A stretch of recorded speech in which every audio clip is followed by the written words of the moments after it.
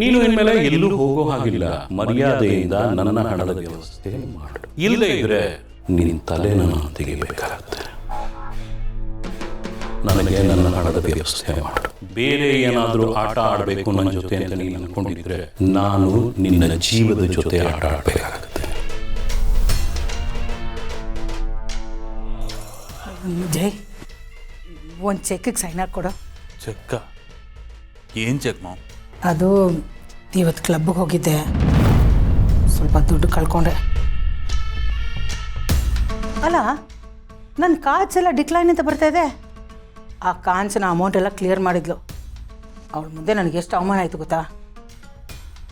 ಏನು ಮಾಮ್, ಯಾವ ಟೈಮಲ್ಲಿ ಎಂತ ಮಾತಾಡ್ತಿದ್ಯಾ ಗೊತ್ತಾ ನೀನು? ಮನೇಲಿ ಎಂಥ ಪರಿಸ್ಥಿತಿ ಇದೆ ಅಂತ ಗೊತ್ತಾ ನಿನಗೆ? ಪರದಾಡ್ತಾ ಇದ್ದೀನಿ ನಾನಿಲ್ಲಿ. ಇಂಥ ಟೈಮಲ್ಲಿ ಹೋಗಿ ಕ್ಲಬ್ಬಲ್ಲಿ ಸೋತ್ಬಿಟ್ಟು ಬಂದಿದೆಯಲ್ಲ, ಈ ಶೋಕಿ ಎಲ್ಲ ಬೇಕಾ ಮಾಮ್? ನಾನಾದರೂ ಏನು ಮಾಡಲಿ, ನನಗೂ ಟೆನ್ಷನ್ ಇದೆ. ಅದಕ್ಕೆ ಕ್ಲಬ್ಗೆ ಹೋದರೆ ಮೈಂಡ್ ಸ್ವಲ್ಪ ಫ್ರೀ ಆಗುತ್ತೆ ಅಂತ ಹೋದೆ. ಆದರೆ ನನ್ನ ಬ್ಯಾಡ್ ಲಕ್, ಟೆನ್ಷನ್ ಫ್ರೀ ಆಗೋ ಬದಲು ಇನ್ನೂ ಜಾಸ್ತಿ ಟೆನ್ಷನ್ ಆಯಿತು. ಆಗಿದ್ದಾಗೋಯ್ತು. ನಿನ್ನ ಚೆಕ್ ಸೈನ್ ಮಾಡು. ಮೊದಲು ಆ ಕಾಂಚನ ಮುಖಕ್ಕೆ ಬಿಸಾಕಬೇಕು. ಎಷ್ಟು? 3 ಕೋಟಿ.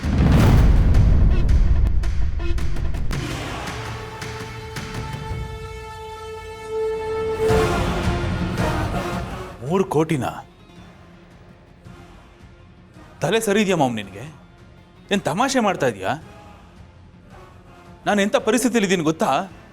ಏನು ಮಾಡ್ಲಪ್ಪ ಮುಂದಕ್ಕೆ ಅಂತ ಗೊತ್ತಾಗಿ ತಲೆ ಮೇಲೆ ಕೈ ಎತ್ಕೊಂಡು ಕೂತಿದ್ದೀನಿ.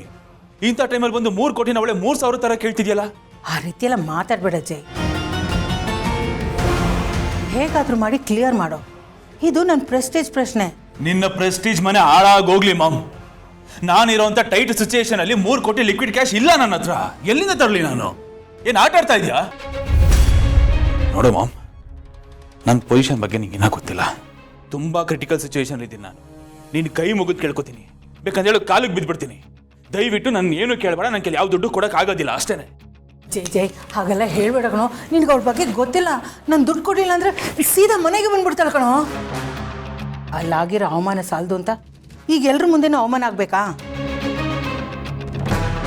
3 ಕೋಟಿ ತಾನೆ, ಈ ಒಂದ್ಸಲ ಕೊಟ್ಬಿಡೋ.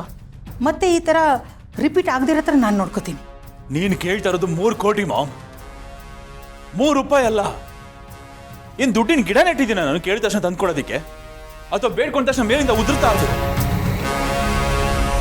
I am in a very horrible situation ma'am. ದಯವಿಟ್ಟು ಅರ್ಥ ಮಾಡ್ಕೋ. ದುಡ್ಡು ಹುಡ್ಸೋದು ಹೇಗೆ ಅಂತ ತಲೆ ಕೆಡ್ಸ್ಕೊಂಡು ಕೂತಿದ್ದೀನಿ ನಾನಿಲ್ಲಿ. ನೀನು ಏನೇ ಹೇಳೋ ಮಾಮ್, ಈ ಆಟಕ್ಕೆ ನಾನಿಲ್ಲ. ನನ್ನ ಕೈದೆಲ್ಲ ಸಾಧ್ಯ ಇಲ್ಲ. ಕ್ಲಿಯರ್ ಕಟ್ ಆಗಿ ಹೇಳ್ತಾ ಇದ್ದೀನಿ, ಯಾವ ದುಡ್ಡು ಕೊಡೋಕ್ಕಾಗಲ್ಲ. ಜೈ ಜೈ, ಹೀಗೆಲ್ಲ ಹೇಳ್ಬೇಡ ಕಣೋ. ಈ ಆಸ್ತಿಯನ್ನು ನೀನೊಬ್ಬನೇ ಸಂಪಾದನೆ ಮಾಡಿದ್ದಲ್ಲ.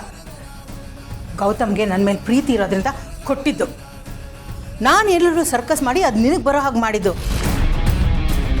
ನೀನು ನೋಡಿದರೆ ನನಗೆ ಕೈ ಎತ್ತೋ ಥರ ಕಾಣಿಸ್ತಾ ಇದೆಯಾ?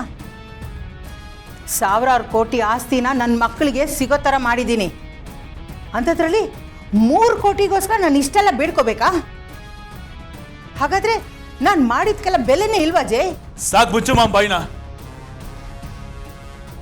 ಏನ್ ಮಾಡಿದ್ಯಾ ನೀನು? ಏನ್ ದಬಾಕಿದ್ಯಾ ಅಂತ ಮಾತಾಡ್ತಾ ಇದ್ಯಾ? ಏನ್ ಕಾಂಟ್ರಿಬ್ಯೂಷನ್ ಇದೆ ನಿಂದಲ್ಲಿ?